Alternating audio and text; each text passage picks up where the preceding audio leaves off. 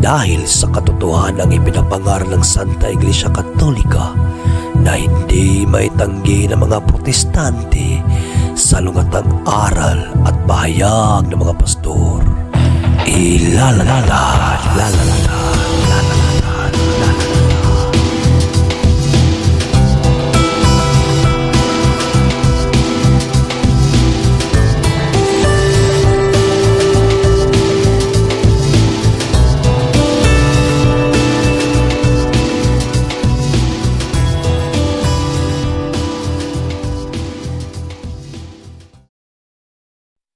Bag sauce simbahan.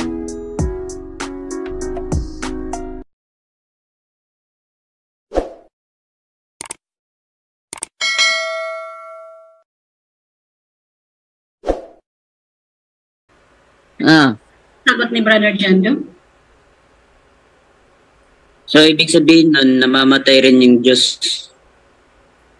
Eto sagot natin. Dahil yung Diyos, nagkatawang tao, nagkaroon siya ng laman, pwede na siyang bugbugin.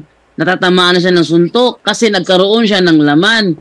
Bakit siya nagkaroon ng laman? Kasi hinubad niya ang kanyang pagkapantay sa Ama at sinuot niya ang anyo ng isang alipin. Kaya siya natamaan ng suntok, kaya siya nabugbog, kaya siya napatay. Kasi meron na siyang laman. Brother Jonre, pakiano muna Brother Jonre. Back up. Okay bro. Kapatid, sa tanong mo kung mamamatay na ba ang Diyos, no? Ganito kapatid, no?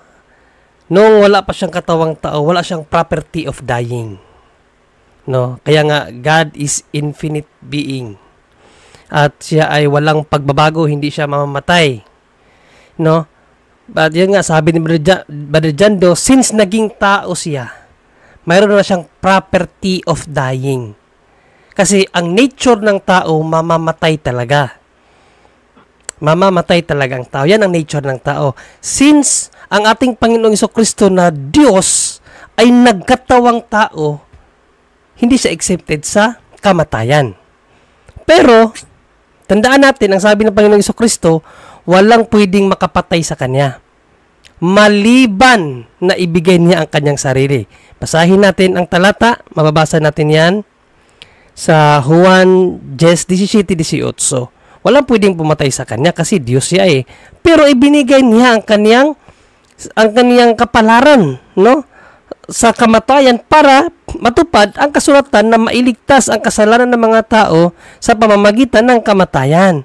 Kaya ito ang sinabi natin Panginoong Jesucristo sa John 10:17-18 na sinabi niya dito, dahil dito'y sinisinta ako ng Ama sapagkat ibinibigay ko, tandaan mo, ibinibigay ko ang aking buhay upang kunin kong muli. Sino may hindi nag-aalis sa akin ito, wala makakapatay sa kanya, kundi kusa kong ibinibigay. Ibig sabihin kapatid, karapatan ng Diyos no na siya ay mamatay para sa kasalanan. Pero, alin ang namatay? Ang kaniyang humanity, hindi ang kaniyang divinity. Kasi, sinabi ko na kaganina, the divinity of God is infinite. No, walang hanggan yan, hindi namamatay ang pagka-Diyos. Tandaan na, pagka-Diyos. Ang namatay sa Kanya, ang Kanyang pagkatao. Ibig sabihin yung Kanyang human nature. Kasi nga, nagkatawang tao siya, naging tao siya, kaya meron siyang human nature. Katulad natin, tayo mga tao, natural tayo na mamatay. At dahil ang Panginoong Diyos ay nagkatawang tao, pero hindi naman nawala ang Kanyang pagka-Diyos.